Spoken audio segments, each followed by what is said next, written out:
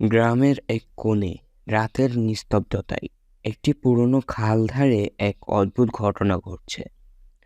কিছু লোক বলছিল খালের ধারে যেসব লাশ ফেলে দেওয়া হয় সেগুলো অদ্ভুতভাবে অর্ধেক খেয়ে ফেলে। লাশগুলো কখনো খুঁজে পাওয়া যায় না, কখনো আবার অর্ধেক ঝুলে থাকে। রাতের আধারে গ্রামের ছেলে রাজু সেখানে কিছু খুঁজছিল। হঠাৎ সে দেখতে পায় একটি লাশ, গলায় কাটা চিহ্ন, কিন্তু মুখে যেন একটা হাসি। রাজু হঠাৎ লক্ষ্য করল লাশের চোখ খোলা, আর সে নিজের দিক তাকাচ্ছে। লাশটি ধীরে ধীরে উঠে দাঁড়ায়। রাজুর চিৎকার থামায় না, কারণ লাশের মুখ বদলে যাচ্ছে।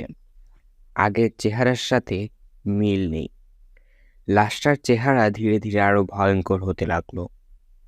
লাশটি ধীরে ধীরে রাজুর দিকে এগোয়। একটা ফিস ফিস আওয়াজ আসে, আমি খুঁজছি তোমার ভাগ। রাজু দৌড়াতে শুরু করে, কিন্তু খালের চারপাশ লাশের ছায়া ঘিরে ধরে।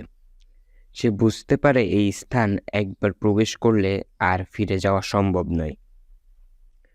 পরের সকালে গ্রামের মানুষ খালের ধারে এসে দেখতে পায় রাজুর অর্ধেক খাওয়া লাশ এবং এক ভয়ঙ্কর অদ্ভুত হাসি।